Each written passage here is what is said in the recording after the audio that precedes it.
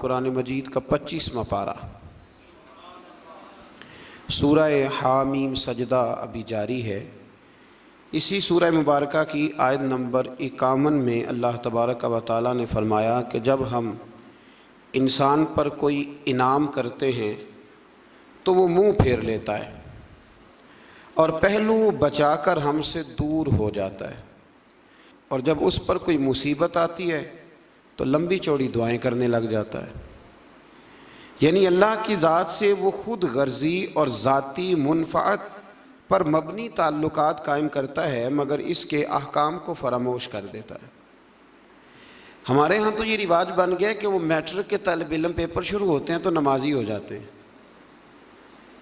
Matric کا بچہ، اس کے ذہن میں یہ بات آتی ہے کہ اب چونکہ پیپر ہیں تو لہذا نماز پڑھو۔ تو اللہ فرماتے ہیں کہ یہ خود غرضی کا رشتہ، یعنی جب میں کوئی نعمت کرتا ہوں، جب اچھا یہ بتائیں کہ زیادہ نماز کب پڑھنی چاہیے؟ زیادہ تو پڑھنی چاہیے جب رزلٹ اچھا آ جائے، شکر کے طور پر۔ لیکن ہم کیا کرتے ہیں، اس وقت بھول جاتے ہیں۔ ایک دوست کے ہاں بیٹا پیدا ہوا تو اس نے 15 من مٹھائی بانٹی، تو اب سوال یہ ہے کہ یہ تو نے لوگوں میں بانٹ دی، اللہ کی بارگاہ میں شکرانے کے بھی 2 نفل پڑھے کہ نہیں پڑھے؟ وہاں بھی تو حاضر ہوا۔ تو اللہ فرماتے ہیں خود غرضی کا رشتہ انسان میرے ساتھ رکھتا ہے۔ پھر مزید بتایا کہ انسان کو تکلیف پہنچنے کے بعد اللہ کوئی رحمت عطا کرے تو وہ اسے انعام الہی سمجھنے کی بجائے اپنا حق سمجھتا ہے۔ تو میں نے محنت کی تھی، مجھے ملنا ہی تھا۔ اگر اللہ کوئی چیز عطا کرتا ہے تو وہ کہتا ہے میری مشقت ہے، میرا حق ہے، معاذ اللہ، اپنا استحقاق سمجھتا ہے اور قیامت کا انکار کرنے لگتا ہے، اور یہ کہتا ہے کہ اگر قیامت آ بھی گئی تو مجھے وہاں بھی یہ سب نعمتیں حاصل ہو جائیں گی۔ اللہ تعالیٰ فرماتا ہے کہ ہم کافروں کو ان کے اعمال بد کا مزہ سخت عذاب کی شکل میں چکھائیں گے۔ اس سے آگے پھر سورہ شورا شروع ہوتی ہے۔ شورا کا معنی مشورہ، شورا کا مطلب ہوتا ہے مشاورت، یعنی قرآن مجید نے پوری ایک سورت کا نام ہی سورہ شورا رکھ دیا ہے۔ آپ کو پتہ ہے نبی پاک صحابہ سے مشورہ کرتے تھے، اور پیچھے آپ پڑھ رہے ہیں کہ کہا محبوب وشاورہم فی الامر، آپ کچھ کاموں میں نا اپنے غلاموں سے مشورہ لے لیا کریں، ان کی عزت میں اضافہ ہوگا۔ تو مشورہ کرنا چاہیے، مشورہ حضور کی سنت ہے۔ اور کئی دفعہ ایسے بھی ہوتا تھا کہ نبی پاک علیہ السلام صحابہ سے مشورہ فرماتے تھے تو حضور کی رائے بعض اوقات کچھ اور ہوتی تھی، صحابہ کی رائے اور ہوتی تھی۔ تو اگر زیادہ صحابہ کی رائے اور ہوتی تو اللہ کے نبی صحابہ کی رائے پہ عمل کرتے۔ یہ بڑی خاص بات ہے۔ حضور کا جو علم ہے نا وہ وحی کے ذریعے ہے، نبی پاک کا علم اللہ کا عطا کردہ ہے۔ حضور نے جنگ احد کے موقع پر صحابہ سے مشورہ کیا۔ حضور نے فرمایا کہ میرا تو ارادہ یہ ہے کہ اندر رہ کے جنگ لڑی جائے، باہر نہ جایا جائے۔ تو کچھ صحابہ کہنے لگے کہ نہیں حضور کافر سمجھیں گے، ڈر گئے۔ تو ہم نے بدر میں ان کو بھگا دیا تھا جب 313 تھے، تو اب تو ہم 1000 کے قریب ہیں، باہر جا کے لڑیں گے۔ تو نبی پاک نے فرمایا ٹھیک ہے جیسے تمہارا مشورہ۔ باہر گئے، پر اس جنگ میں نقصان ہوا، تکلیف ہوئی، لیکن کہیں یہ حوالہ نہیں ملتا کہ حضور نے فرمایا ہو میں نے تمہیں کہا تھا نا نہیں باہر جانا، یہ حوالہ نہیں ملتا۔ ہمارے ہاں پہلے تو ہم مشورہ لیتے نہیں، اور پھر دوسری بات مشورہ دینے والے کو سمجھنا چاہیے کہ میں مشورہ دے رہا ہوں، حکم نہیں دے رہا۔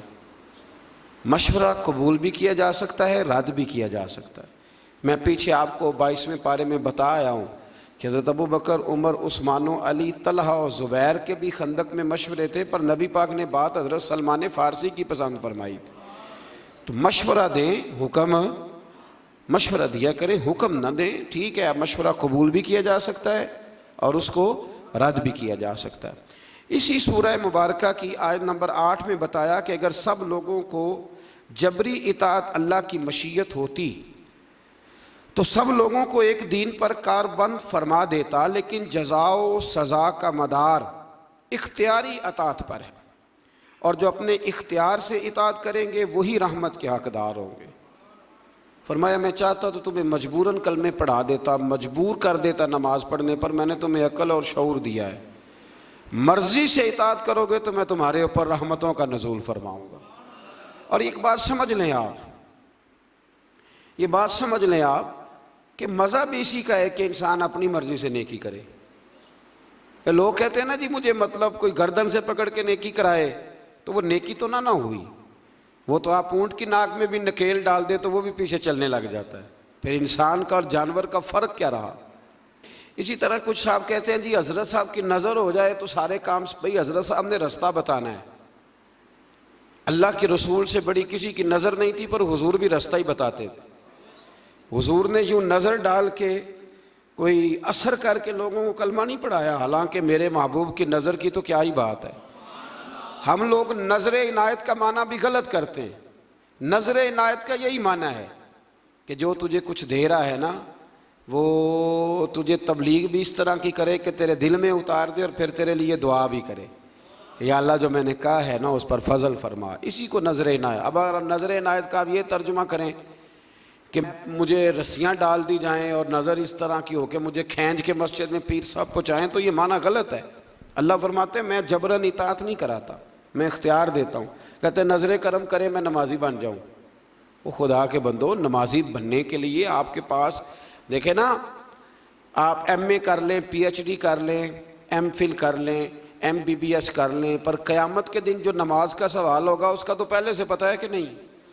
ماں باپ کو راضی رکھنا چاہیے، اس کا پہلے سے پتہ ہے کہ نہیں؟ اس کے لیے کسی شخص کا پروفیسر، لیکچرار، عالم، فاضل، انجینئر ہونا ضروری؟ تو اللہ جبراً اطاعت نہیں کراتا، عقل دیتا ہے، عقل کے مطابق چلے۔ آیت نمبر 10 سے اختلاف کی صورت میں اللہ تعالیٰ کی طرف رجوع کرنے کا بیان ہے کہ جب حالات بالکل ہی سمجھ میں نہ آئیں تو پھر رب کی بارگاہ میں عرض کرو کہ یا اللہ ہدایت کا رستہ واضح فرما، پھر اللہ کرم فرماتا ہے۔ جو آخرت کی جزا کے طلبگار ہیں ان کے لیے آخرت کی نعمتوں میں اضافہ ہوگا، اور جو صرف دنیا کے طلبگار ہیں ان کا آخرت میں کوئی حصہ نہیں ہوگا۔ ایک بندہ سویرے دکان پہ جاتا ہے تو اس لیے سے جاتا ہے کہ میں نے کھول کے مال کمانا ہے، اس نے دنیا کمائی، اس کا آخرت میں کوئی حصہ نہیں۔ لیکن ایک بندے نے سویرے دکان کھولی کہ میں رزق حلال کماؤں گا، میں لوگوں کے سامنے ہاتھ پھیلانے سے بچوں گا، اور پھر جو کماؤں گا نا اس میں اللہ کے غریب بندوں کی مدد بھی کروں گا، تو اب اس دکان کھولنے میں آخرت کا حصہ بھی شامل ہو گیا ہے۔ ہم نے بہت ساری نیتیں، بہت سارے ارادے صرف دنیا داری کے کیے ہوئے، دنیا داری کے۔ میں مذہبی ماحول کا آدمی ہوں تو مجھے محافل پہ جانے کا موقع ملتا ہے، بڑے بڑے شاندار بورڈ لگواتے ہیں لوگ، ان میں تصویریں لگاتے ہیں، تو محفلیں کرانے والے بھی کئی نمازی نہیں۔ میں کئی دفعہ پوچھتا ہوں کہ یار یہ اس کو کیا سمجھتے ہو، مثلاً اتنے بڑے خطیب کی تم نے تقریر کرا لی ہے اور تم نماز تک نہیں پڑھتے، تو کوئی رسم تھوڑی ہے۔ اور ایک دو سے تو میں نے اتنا پوچھ لیا کہ بتاؤ ثواب کی بھی نیت ہے کہ نہیں، کہ یا اللہ ہمیں اس کا تو ثواب، یہ بھی نیت ہے کہ نہیں؟ آپ حیران ہوں گے کہ کچھ کی صرف اتنی نیت ہوتی ہے کہ چلو بورڈ پہ فوٹو آنی چاہیے کیونکہ الیکشن ہے، نہیں تو محفل ہی کرا لیتے، فوٹو تو آئے گی نا۔ تو اس سے ارادہ چونکہ دنیا کا کیا تو ملے گی بھی صرف، یاد رکھیں ملے گی بھی صرف۔ اب میں بڑی بات کر رہا ہوں، اگر آپ کی سمجھ میں نہ آئے تو پھر میں کھول کے بتاتا ہوں۔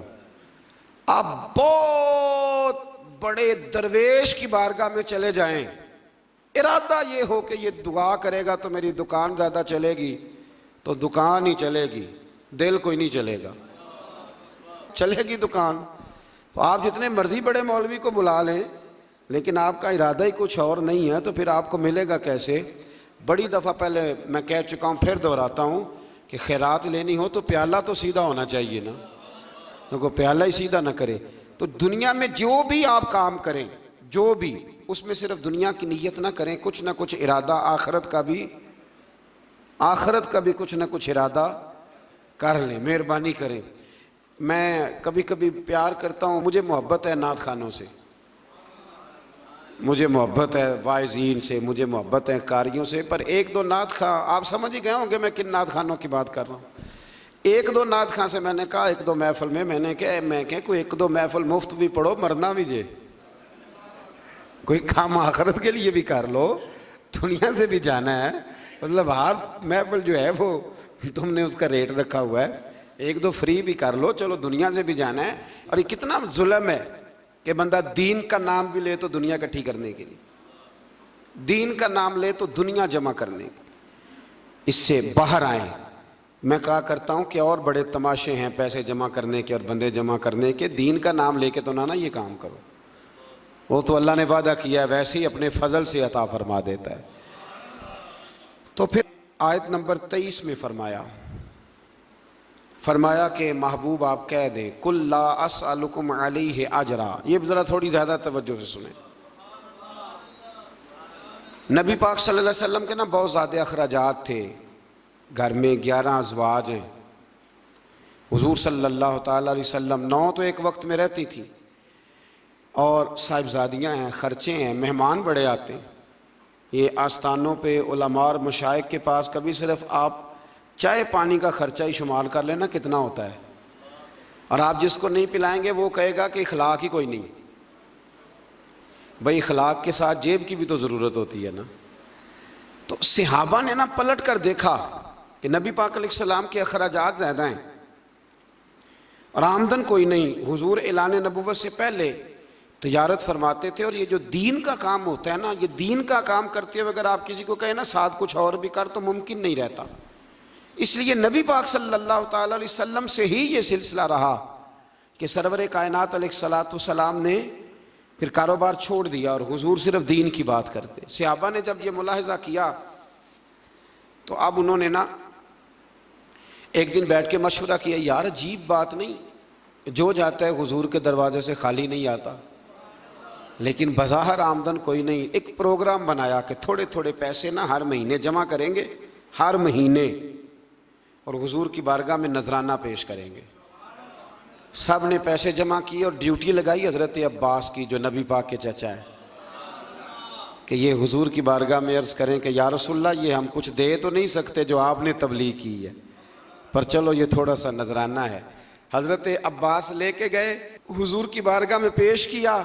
محبوب نے کیا فرمانا تھا، رب نے قرآن نازل فرما دیا۔ فرمایا محبوب قُلْ لَا أَسْأَلُكُمْ عَلَيْهِ أَجْرًا إِلَّا الْمَوَدَّةَ فِي الْقُرْبَى۔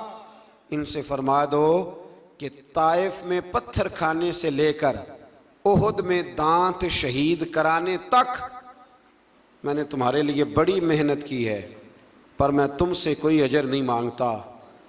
ہاں اگر کچھ دینا ہی ہے نا تو میرے قریبیوں سے پیار کرتے رہنا، میری فاطمہ سے پیار کرنا، میرے علی سے پیار کرنا، عائشہ، ختیجہ، حفصہ اور سودا سے پیار کرنا، حسن سے پیار کرنا، حسین سے پیار کرنا، ان سے پیار کرنا۔ اور پھر صحابہ نے محبت کر کے دکھائی، انہوں نے پھر اس آیت پر عمل کر کے دکھایا۔ جب صحابہ میں وظیفے بانٹ رہے تھے نا حضرت عمر کے زمانے میں، تو سب کو 25-25 ہزار دینار ملے۔ حضرت عمر کے صاحبزادے عبداللہ ابن عمر بدر میں بھی شریک تھے، احد میں بھی شریک تھے، خندق میں بھی انہیں 25 ہزار ملا۔ حسن حسین کی باری آئی تو عمر نے 50-50 ہزار دینار دیا۔ حضرت عمر کے بیٹے نے گھر جا کے اماں سے شکایت کی کہ اماں میں تو نبی پاک کے زمانے میں جہاد کرتا تھا تو حسن اور حسین تو بچے تھے، تو آج وظیفے دینے کی باری آئی ہے تو ابا نے ان کو زیادہ دیا، مجھے کم دیا، تو میری تو ضرورت نہیں، تو آپ بات کریں۔ تو اماں نے بھی بڑے طریقے سے لیکن حضرت عمر سے بات کی، کیونکہ ڈائریکٹ تو شیر کے قریب جاتا ہی کوئی نہیں نا، آپ کو پتہ ہے۔ بڑے طریقے سے نا دائیں بائیں ہو کے بڑے سلیقے سے کہا، بچہ یہ بات کہہ رہا تھا، تو حضرت عمر کہنے لگے چل پتر کے پاس چلتے۔ جا کے بیٹے کو کھڑا کر کے بتایا، کہنے لگے پتر اٹھ ذرا، کیا کہا تو نے حسن حسین کو زیادہ کیوں دیا؟ فرمایا بتا تیری نانی کا نام بھی ختیجہ ہے، بتا تیری اماں کا نام بھی فاطمہ ہے، تیرے باپ کا نام علی ہے، کیا تیرے نانا کا نام بھی محمد مصطفیٰ ہے؟ فرمایا پتر میں نے باقیوں کو خدمت دیکھ کے دیا ہے، حسن اور حسین کو نسبت دیکھ کے دیا ہے۔ دین میں محبت اہل بیت کا بڑا ہی درجہ ہے۔ میں نے رمضان کے پہلے جمعے میں کہا تھا، وہ ہمارے ہاں نا بڑی مشکل ہے، کوئی ادھر سے نکل آتی ہے آواز، کوئی ادھر سے نکل آتی ہے۔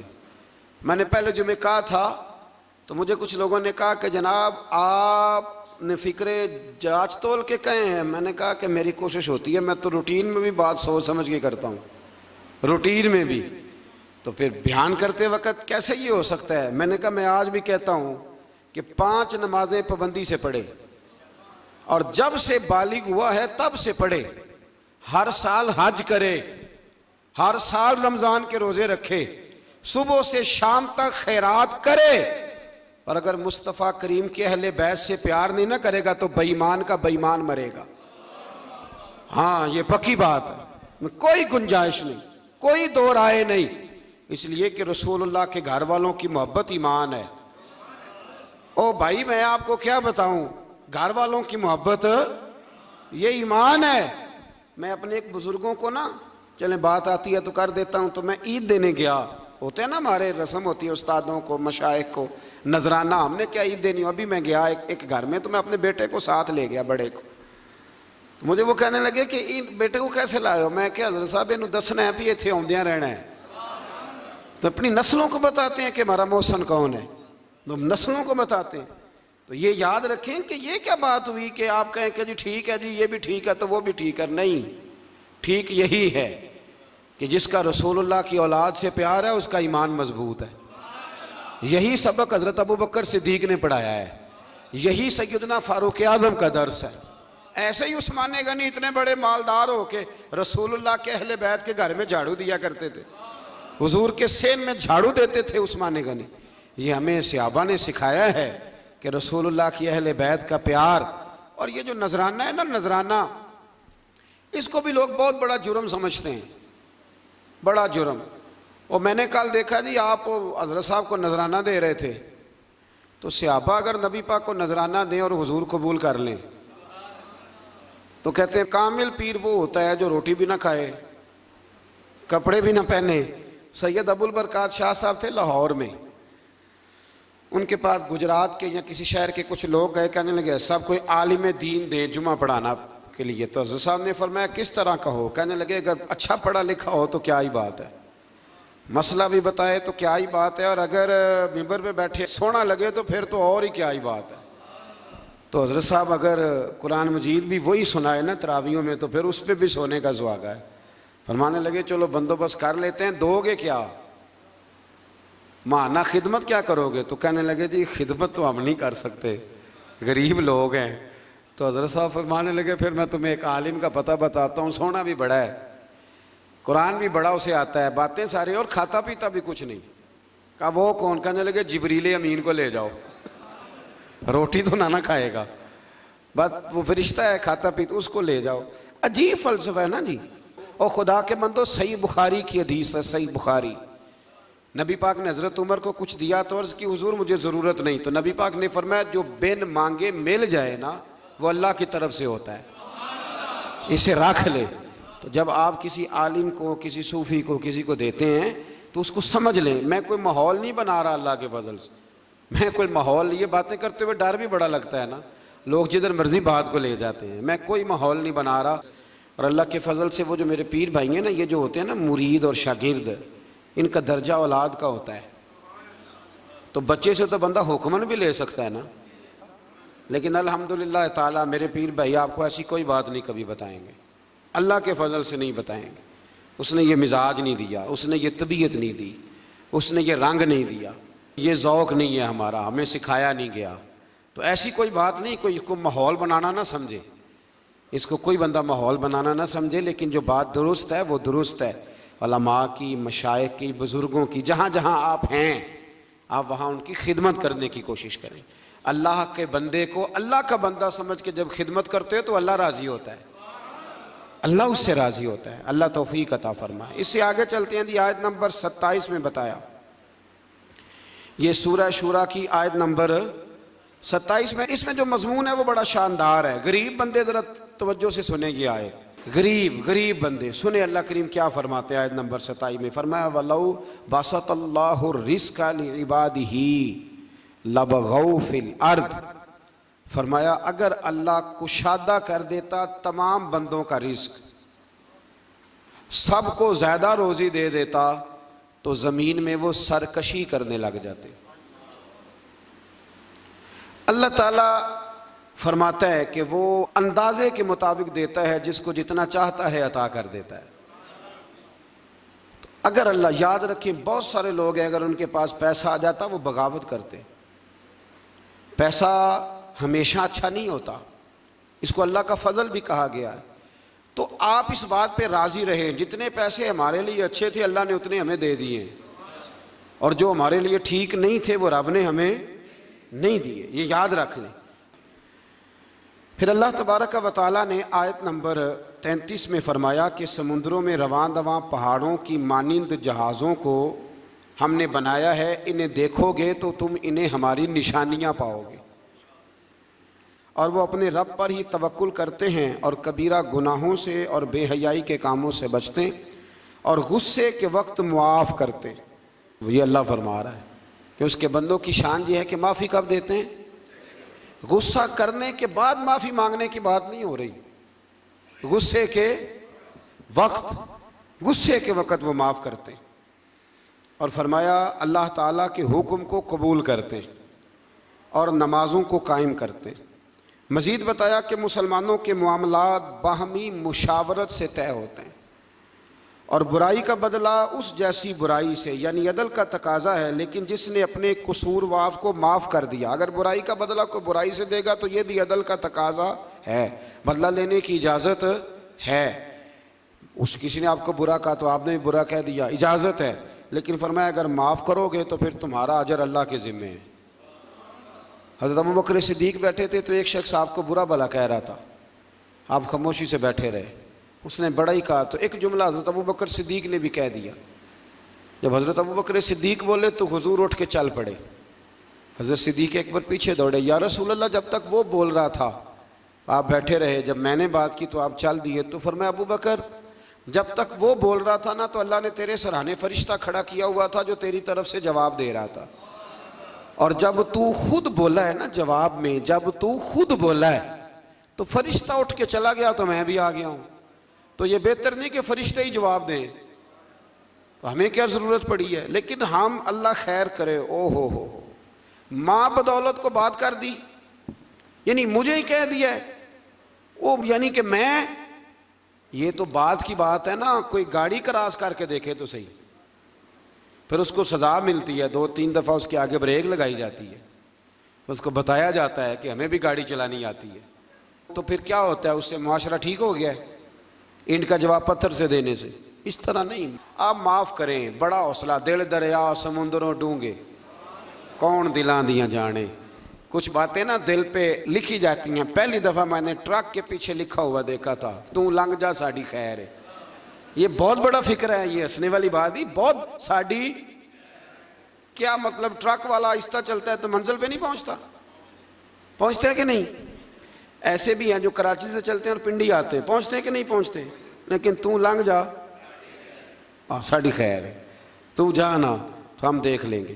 شادیوں کے موقع پہ کھانا کھلتا ہے، اب تو میں شادیوں پہ جاتا نہیں، بینڈ باجے کی وجہ سے چھوڑ گیا ہوں، تو کبھی بزرگ حکم دیتے تھے، گھر والے تو میں جایا کرتا تھا کسی موقع پہ تو میں بیٹھا رہتا تھا، وہ کھانا آپ کو پتہ ہے نا، کھانا شادی پہ لوگ آخری کھانا سمجھ کے کھاتے ہیں، اور بڑے بڑے مہذب لوگ، ناراض نہ ہوئیے گا، بڑے بڑے سیانے لوگ، یعنی وہ بھی کھانا کھا رہے ہوتے ہیں، کئی دفعہ ان کے کپڑے بھی کھانا کھا رہے ہوتے ہیں، اور کوئی کان میں یہ بھی بتا دیتا ہے کہ جتنی بوٹیاں ساری ڈال لو، پتہ نہیں پلیٹ دوبارہ آئے گی کہ نہیں آئے گی۔ یہ اور بڑے بڑے وہ لوگ جو روز شام کو گوشت کھاتے ہیں، ان لوگوں کی بات کر رہا ہوں۔ تو میں کئی دفعہ بیٹھا رہتا ٹیبل پہ، تو کئی سیانے بندے ملتے، کہتے بیٹھے نہیں گل باندھی، ہاں مولوی صاحب بیٹھے نہیں گل باندھی، تو میرا دل کرتا انہیں بتانے کو، جب میرے سامنے لوگ 4 قسم کے کھانے لا کے رکھتے تو میں کہتا نہیں، بات بن جاتی ہے، اور بیٹھے رہنے سے، صبر کرنے سے ہی بات بنتی۔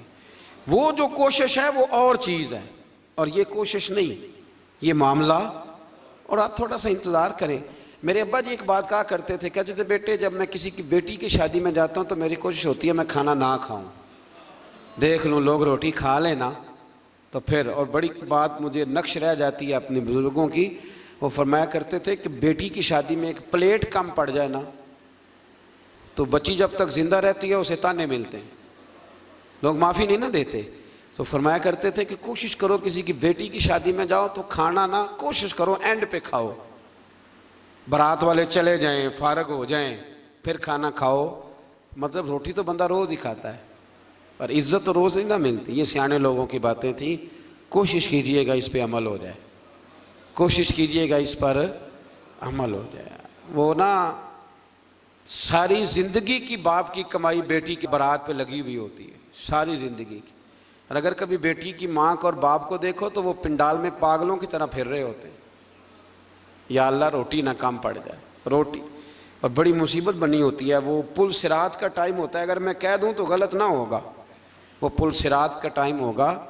میں نے شادیاں کر کے دیکھی ہیں بچیوں کی، مجھے اندازہ ہے یہ کتنا کٹھن مرحلہ ہے، لیکن ہم تو 2 منٹ کو پلیٹ بجا کے واپس آ جاتے ہیں، ہمیں کیا پتا کہ کسی کا کس طرح سے وہ ماحول خراب ہوتا ہے۔ اللہ سمجھنے کی توفیق عطا کرے۔ اچھا جی، پھر آگے سورہ زخرف شروع ہو رہی ہے جی۔ اس کے اندر اللہ تبارک و تعالیٰ نے آیت نمبر 11 میں نزول بارش کے ذریعے مردہ زمین کو زندگی دینے سے حیات بعد الموت کا اس بات کیا گیا ہے، یعنی اگر زمین بنجر ہوتی ہے تو اس پہ آپ ہل چلا لیں، بیج ڈال دیں، پانی ڈال دیں تو وہ زندہ ہو جاتی ہے، تو اللہ بھی مرنے کے بعد لوگوں کو زندہ فرما لے گا۔ پھر آیت نمبر 12 سے 14 میں تمام چیزوں کے جوڑے بنانے، کشتیوں اور چوپایوں پر سوار ہونے اور سواری کے وقت یہ دعا پڑھنے کا بیان ہے، سبحان الذی سخر لنا ھذا وما کنا لہ مقرنین وانا الی ربنا لمنقلبون۔ پاک ہے وہ ذات جس نے اس سواری کو ہماری قدرت میں کر دیا اور ہم خود اس پر قادر ہونے والے نہیں تھے، اور بے شک ہم اپنے رب ہی کی طرف لوٹنے والے ہیں۔ آیت نمبر 31 میں کفار مکہ کا یہ مطالبہ بیان ہوا ہے کہ وہ کہا کرتے تھے کہ یہ قرآن 2 بستیوں یعنی مکہ اور طائف کے کسی بڑے آدمی پہ کیوں نازل نہیں ہوا؟ کہتے کسی امیر آدمی پہ نازل ہو جاتا، یہ نبی پاک صلی اللہ علیہ وسلم پہ نازل ہو گیا، حضور تو بظاہر غریب ہیں، تو وہ یہ مطالبہ کرتے۔ ابھی بھی لوگ کہتے ہیں کہ یہ مولویوں کی ٹیم تو غریبوں کی جماعت ہے، یہ مطلب دیکھیں نا، یہ لوگ انقلاب برپا کریں گے۔ اور بہت سارے لوگ ملکی حالات پر مولوی صاحب کا بات کرنا پسند نہیں کرتے، یعنی وہ سمجھتے ہیں کہ یہ قومی سطح کی بات ہے تو مسجد کا مولوی بات کرے، حالانکہ قرآن و سنت میں جو اللہ نے نظام مصطفیٰ صلی اللہ علیہ وسلم کے طور طریقے بتلائے ہیں وہ سب سے بہترین تدبیر ہے، اور تدبیر کا ترجمہ سیاست ہے۔ تو مکے والوں کا یہ اعتراض تھا کہ اللہ تعالیٰ کسی مالدار آدمی پہ معاذ اللہ نازل کرتا، وہ اکثر کہتے تھے کہ ولید بن مغیرہ پر یا ابو مسعود ثقفی پر نازل ہو جاتا معاذ اللہ، تو رب کیا فرماتا ہے؟ اللہ نے فرمایا کہ آپ کے رب کی رحمت کو یہ تقسیم کرتے ہیں، یعنی یہ فیصلہ تو اللہ تعالیٰ نے کرنا ہے کہ منصب نبوت کس کو عطا کیا جائے گا۔ ہم نے ان کی دنیاوی زندگی میں ان کی معیشت کے وسائل کو تقسیم کیا ہے، اور ہم نے معاشی اعتبار سے بعض کو بعض پر کئی درجے فضیلت دی ہے تاکہ وہ ایک دوسرے سے خدمت لیں، خدمت لیں۔ دیکھیں نا، غریب کسی اور رنگ میں خدمت کر دیتا ہے تو امیر کسی، یہ تو اللہ تعالیٰ نے درجات بنائے ہیں تھوڑے بہت تاکہ انسان کا انسان سے تعلق قائم رہے۔ اور آپ کے رب کی رحمت اس مال سے بہت بہتر ہے جس کو یہ جمع کر رہے ہیں۔ دنیا کی زندگی کی بے وقعتی کو بیان کرتے ہوئے فرمایا اگر لوگوں کے کفر میں مبتلا ہونے کا اندیشہ نہ ہوتا تو ہم ان کے لیے گھروں کی چھتیں، سیڑھیاں، دروازے اور مسندیں چاندی کی بنا دیتے، لیکن لوگوں کو اتنا زیادہ مال دے دیا جائے تو ڈر ہے کفر میں مبتلا ہو جائیں۔ یاد رکھنا، سونے کی بھی بنا دیتے، یہ سب دنیا کا سامان زیست ہے، اور آپ کے رب کے پاس آخرت کی نعمتیں صرف متقین کے لیے۔ مزید فرمایا جو رحمان کی یاد سے غافل ہو کر اندھا ہو جاتا ہے اس پر ہم شیطان مسلط کر دیتے ہیں تو وہی اس کا ساتھی ہوتا ہے۔ جب آپ اللہ کی یاد سے نکل آتے ہیں تو پھر شیطان کے قبضے میں آ جاتے ہیں، پھر وہ جیسے چاہتا ہے۔ لوگ کہتے ہیں جی بات ٹھیک ہے مجھے نہیں سمجھ آتی، تو حالانکہ انہیں سزا ملی ہوئی ہوتی ہے، اس لیے کسی بات کی انہیں سمجھ ہے۔ آیت نمبر 67 سے بتایا کہ دنیا میں جو منکرین کی ایک دوسرے کی دوستی کا دم بھرتے ہیں نا، یہ منکرین قیامت ایک دوسرے کی دوستی کا، وہ ایک دوسرے کے دشمن بن جائیں گے۔ قیامت کے دن ایک دوسرے کے دشمن بن جائیں گے، یعنی ایک دوسرے کے خلاف سلطانی گواہ بنیں گے۔ وہ کہے گا اس نے مجھے گمراہ کیا، اور یہ کہے گا۔ لیکن جو متقی ہوں گے، الاخلاء یومئذ بعضهم لبعض عدو الا المتقین، اللہ اس آیت مبارکہ میں فرماتا ہے وہ دشمنی کریں گے، گہرے دوست قیامت میں دشمن بن جائیں گے، لیکن جو متقی ہوں گے نا ان کی دوستیاں قیامت کے دن بھی قائم رہیں گی۔ جن لوگوں کے ساتھ آپ کا دینی رشتہ ہے نا، دینی، وہ قیامت میں بھی قائم رہے گا۔ اور مزہ آتا ہے کچھ باتیں جب ایسی ہم دیکھتے ہیں، نبی پاک نے نا سیدھے ہاتھ میں حضرت ابو بکر کا ہاتھ پکڑا اور دوسرے ہاتھ میں حضرت عمر کا، تو نبی پاک صلی اللہ علیہ وسلم مسجد نبی کے سین میں آئے تو ایک صحابی کہنے لگا سبحان اللہ، کیا بات ہے؟ تو حضور نے فرمایا خوش ہوئے ہو؟ عرض کی یا رسول اللہ ہاں۔ فرمایا میں جب قیامت میں جنت میں جاؤں گا تب بھی اسی طرح ہی جاؤں گا۔ تو یہ دوستیاں قیامت میں بھی قائم ہیں۔ جس کی داتا صاحب سے دوستی ہے، جس کی خواجہ اجمیر سے دوستی ہے، جس کی بابا فرید سے دوستی ہے، جس کی حضرت نظام الدین سے دوستی ہے، اور جس کی غوث پاک جیلانی سے دوستی ہے، وہ قیامت میں بھی قائم رہے گی۔ وہ یہ دوستیاں قیامت میں بھی قائم ہیں۔ بس ایک حدیث اور نہ سناؤں آپ کو، نبی کریم صلی اللہ تعالی علیہ وسلم کی متعدد روایات ہیں، پر ایک روایت بڑی عجیب ملتی ہے۔ قیامت کے دن نا، قیامت کے دن حضور نے فرمایا ایک بندہ جنت میں جا رہا ہوگا، ایک نیک بندہ، ایک عالم، تو ایک بندہ آگے سے دوڑ کے آ جائے گا، السلام علیکم۔ یہ مشکات کی حدیث اور بڑی مضبوط روایت عرض کر رہا ہوں۔ بزرگ کہیں گے وعلیکم السلام، حضرت صاحب پہچانتے ہو؟ اب اس بندے کے لیے حکم دوزخ کا تھا، پہنچ گیا یہ جنتی کے پاس۔ بھلا کیسے پہنچا ہے؟ مجھے لگتا ہے اللہ نے خود ہی پہنچایا ہے۔ بھئی سڑک علیحدہ علیحدہ ہے جنت اور جہنم کی، لیکن یہ جنتی کے پاس کیسے پہنچ گیا؟ بتائیں نا، میری طلب بھی تو تیرے کرم کا صدقہ ہے۔ یہ پاؤں اٹھتے نہیں بلکہ یہ اٹھائے۔ تو ملاقات کرا دی، اس کو کہا حضرت صاحب پہچانتے ہو؟ کہا بیٹا نہیں۔ ہاں، یہ مسئلہ بھی بڑا ضروری ہے۔ ضروری نہیں کہ کسی پیر کے زیادہ مرید ہیں تو وہ سب کو پہچانے، نسبت ہونا ضروری ہے، تعلق ہونا۔ وہ بزرگ کہیں گے نہیں میں نہیں پہچانتا، کہیں گے آپ ایک دفعہ آئے تھے تو میں نے وضو کرایا تھا، اور ایک روایت کے لفظ میں نے پانی پلایا تھا۔ او مالک تو کتنا کریم ہے، اور بزرگوں کی نسبت کتنی شاندار ہے۔ وہ عالم واپس پلٹ جائیں گے، عرض کریں گے یا اللہ مہربانی فرما، اس نے پانی پلایا تھا، اللہ وضو کرایا تھا، میری اجرت میری محنت سے زیادہ کیوں ہے؟ میرے محسن تیرے احسان سے ڈر لگتا ہے۔ کہا وہ اللہ کی بارگاہ میں عرض کریں گے مالک مہربانی فرما، تو فرمایا فقط ایک اللہ والے کو پانی پلانے یا وضو کرانے کی برکت سے اللہ اس گناہگار کو بھی جنت عطا فرما دے گا، اللہ جنت دے دے گا اس کو بھی۔ تو سمجھ لیں کہ متقین کی دوستیاں قیامت میں بھی، دوستیاں تو لوگوں کی ہوتی ہیں نا، آپ کو پتہ ہے نا، اب تو فلیکس سستی ہو گئی ہے، سارے ایم این اے کے ساتھ فوٹو لگوا سکتے ہیں۔ دوستیاں تو ہوتی ہیں نا، اور سیلفی بھی عام ہو گئی ہے، کھینچ کھینچ کے جناب سیلفیاں لوگوں نے لگائی ہوئی ہیں، فلانے وزیر کے ساتھ تو فلانے مشیر کے ساتھ تو فلانے کے ساتھ۔ دوستی وہی اچھی ہے جو داتا صاحب کے ساتھ ہے، بڑی پکی، بڑی شاندار، بڑی زبردست۔ داتا صاحب جایا کریں، داتا صاحب غوث اعظم سے پہلے کے بزرگ ہیں، غوث پاک سے پہلے کے بزرگ ہیں، اور خواجہ اجمیر خاندان چشت دنیا میں پھیلا ہے، پر خواجہ اجمیر کہا کرتے تھے کہ میں نے یہاں سے بڑا کچھ پایا ہے، گنج بخش فیض عالم، مظہر نور خدا، ناکسارا پیر کامل، اور کامل آرا، اور یہ تو خزانہ ہے، اور کوئی ناقص ہو تو یہ ان کا پیر ہے، تو کوئی کامل بھی ہو تو یہ ان کو بھی رہنمائی کرتے۔ وقت نکال کے جایا کریں، ہمارے اصل میں قریب ہے نا، اس لیے ذرا مشکل ہے، قریب والی چیز کو ماننا بڑا مشکل ہوتا ہے۔ مثال دی تھی نا تھوڑے دن پہلے کہ چراغ کے بالکل نیچے میرے سنگی جانتے ہیں میں ٹائم نکال کے داتا صاحب جاتا ہوں اللہ کے فضل سے، اللہ کے فضل سے۔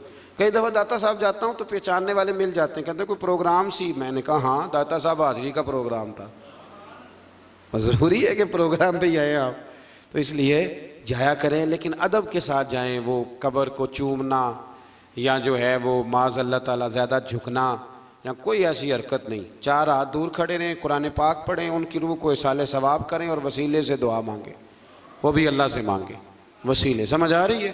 اور داتا صاحب کے تو سامنے جا کے بڑا بندہ کھڑا ہو جائے تو اللہ فیض سے مالا مال کر دیتا ہے۔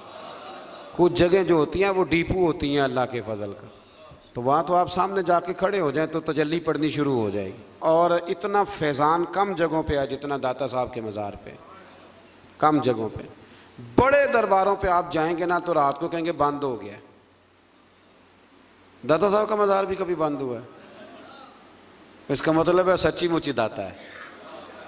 اس کو داتا تو نہیں نا کہتے جو کبھی دے اور کبھی نہ دے۔ بہرحال داتا صاحب رحمۃ اللہ تعالیٰ علیہ پہ تو ایک الگ عنوان چاہیے بات کرنے کی، کسی وقت کریں گے انشاءاللہ تعالیٰ۔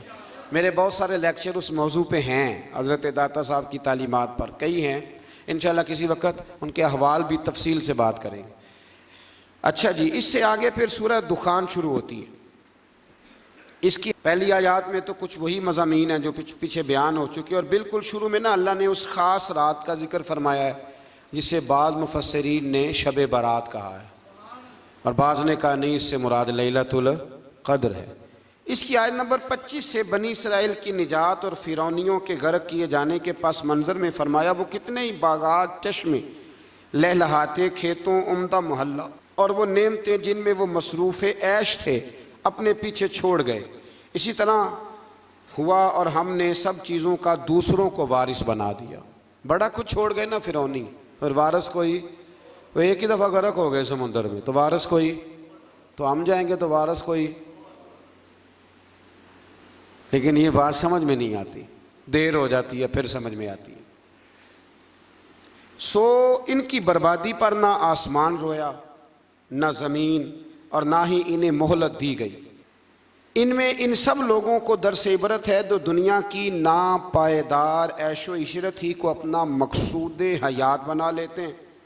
پھر ایک دن منظر یوں ہوتا ہے کہ سب ٹھاٹھ پڑا رہ جاتا ہے اور انسان رخصت ہو جاتا ہے، سب کا سب یہی پڑا رہ جاتا ہے اور انسان رخصت ہو جاتا ہے۔ اس بات کو سمجھ لیں، دیکھ لیں کہ زندگی کتنی باقی ہے اور ہمارا نظام اوقات کیا ہے۔ اللہ تبارک و تعالیٰ اس کی توفیق عطا کرے۔ اور یہاں یہ بھی فرمایا کہ نہ ان کے مرنے پر زمین روئی نہ آسمان رویا۔ کچھ لوگ دنیا سے ایسے جاتے ہیں، اس آیت کی تفسیر میں لوگوں نے لکھا ہے کچھ ایسے لوگ جاتے ہیں کہ زمین بھی روتی ہے، آسمان بھی روتا ہے۔ کچھ جنازے ایسے اٹھتے ہیں کہ لگتا ہے کہ دھرتی کا ذرہ ذرہ روتا ہے، محسوس ہوتا ہے۔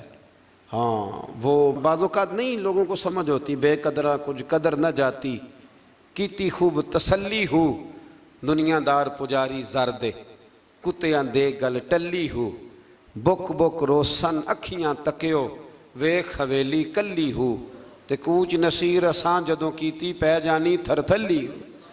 کچھ ایسے جنازے اٹھتے ہیں، کچھ ایسے جنازے کہ زمین بھی روتی ہے اور آسمان بھی روتا ہے، بڑی بڑی دنیا آنسو بہاتی ہے، ہوتے ہیں کچھ لوگ۔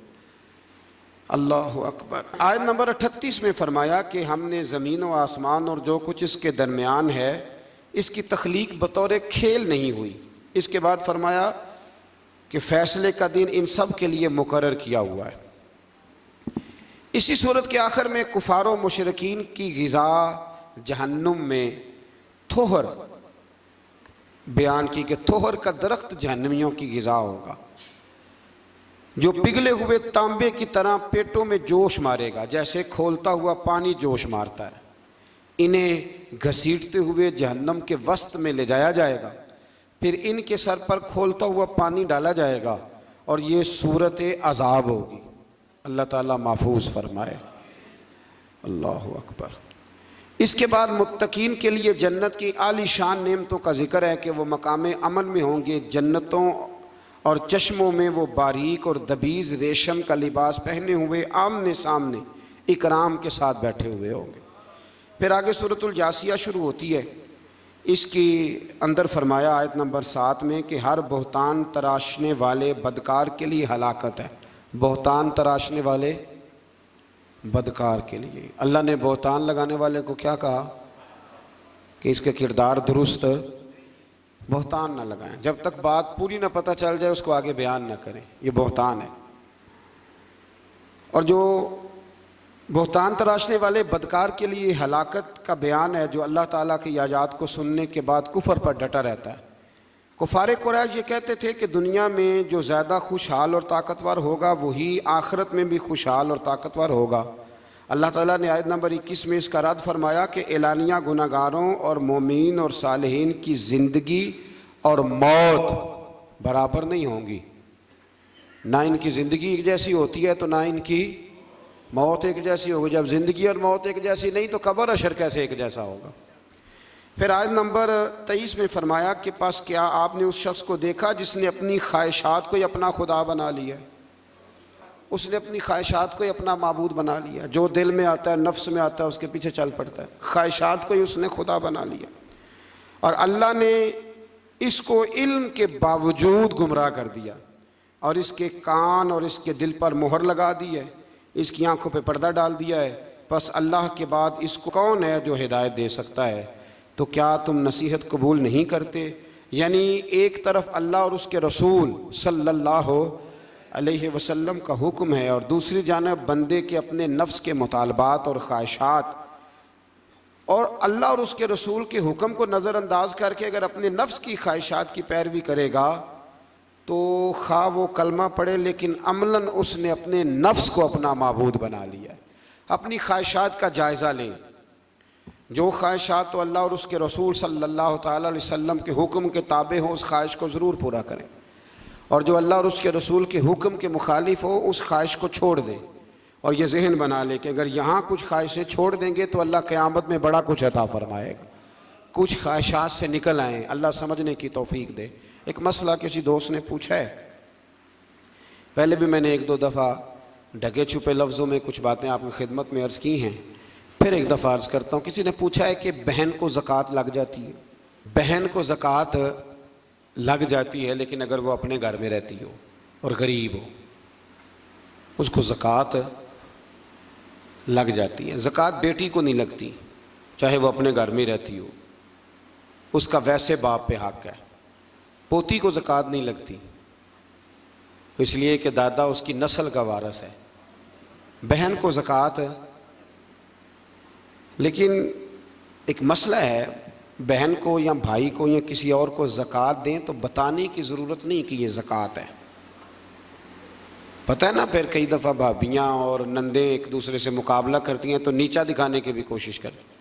صدر الشریعہ رحمۃ اللہ نے مسئلہ لکھا ہے بہار شریعت میں کہ آپ کہہ دیں کہ یہ میری طرف سے بچوں کی عیدی ہے، بتانے کی ضرورت نہیں. کچھ لوگ کہتے ہیں جی مطلب انہوں نے چھپا کے نہ رکھے ہوں، تو میں نے کہا ایسا کوئی بھی نہیں کہ جو بہن بھائیوں سے چھپا کے رکھے اور اتنا کمزور ہو جائے کہ روٹی بھی نہ کھائے.